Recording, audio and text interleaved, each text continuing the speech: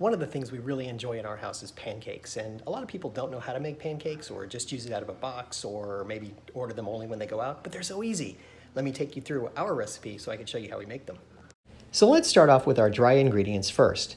We're going to add some flour, and then we're going to add some sugar. Now you could use brown sugar, or you could use just like sugar in the raw. Some unprocessed sugar is better in here because it's a little bit more flavor. Then we're going to use a little bit of baking powder and a little bit of baking soda to kind of round it out. That'll get our dry ingredients going and give us most of what we need here. Now, I like to use cinnamon. I use a fair amount of cinnamon in there. You could use less. It's really your call on the cinnamon. Now, if you like nutmeg, you can put that in here as well, and a little bit of salt. And that gets our dry ingredients together. We're going to go ahead and mix it up, and then we can start working on our wet ingredients, all the liquids we're going to put in there. So the liquids we're going to use are first a little bit of oil. You could use butter if you prefer. I'm actually using a nut oil here because I think it works pretty well. I'm going to use a little bit of lemon extract. Now you could use lemon peel if you want. I didn't have any on hand, so lemon extract is just as good. You could leave this ingredient out and it would be okay. It just won't have that same tanginess. The buttermilk will help with that though.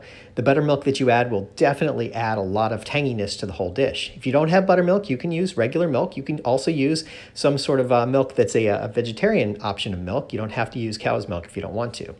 I put a little bit of vanilla in there as well. Now we're going to move on to separating two eggs. So we're going to go ahead and crack them into a bowl here. You can use this little handy device if you want to be able to separate eggs. That's kind of nice. But if you don't have one, you can always just use the shell to be able to separate out the yolk from the white of the egg. I like to do that personally. It's very easy that way. I find it easy. I just put the yolk over in my main dish. But supposing you don't have either one and you want to be able to do this, or you mistakenly put the yolk in there, you can use a clean water bottle to suck out the yolk and actually remove it from the whites. And you just do it like that. You give it a little pressure and it'll just take it right out. And then you just squeeze it and put it in your other dish. Now we can go on to mixing our wet ingredients that we have into our dry ingredients, save for the egg whites. We just go ahead and mix it up until we get a nice little beaten thing here. You don't want to overbeat it, but you want to put it together. Now we're going to use a whisk, and I have an electric one, to beat our egg whites.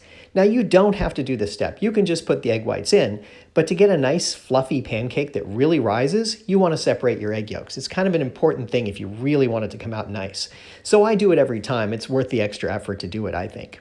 Once they're all mixed together and you've got a nice little peak there, then you can go ahead and put it back into your batter. Now the important thing is, if you're working with egg whites, is you want to have these nice peaks that then you have a lot of air in it. And so you want to fold this in kind of gently into your batter. You don't want to mix it in hard. You just want to kind of fold it in until you get something that's got a nice mixed up feeling to it, so it actually feels like it's all mixed together, but it's not so, you haven't cut it so much that you're taking the air out of it. So you just kind of do this gently and mix it together until you don't see any more egg white, and then you're ready to go. And we're almost ready to cook at this point. The only other thing I need are some frozen blueberries I'm going to take out in just a minute.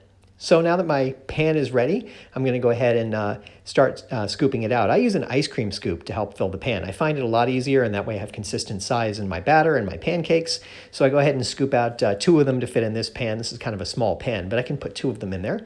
And I just add some of my frozen blueberries. You can use fresh if you prefer, but I think frozen works better because then they don't juice out as much. They don't release as much juice, so you get a much nicer pancake.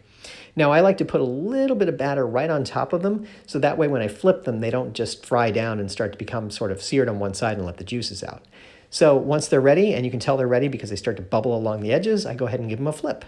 And they are ready to go. Look at that, got it, one pancake, almost done already. And there's number two. Now I just kind of let them sit that way for a moment or two, and then I'll take them off and I'm ready to serve. Now, as I finish them up, you can see that I have some really terrific pancakes here. Now, they're a little foldy and stuff. Maybe a couple of them are a little darker than others, but that's part of the texture of it. That's what makes it really good. Add a little maple syrup and you're good to go. Now, just one thing I wanted to point out. If you really like your pancakes a little gooey around the blueberries, and I do, then you want to just undercook them slightly so you get this sort of thing going on in there.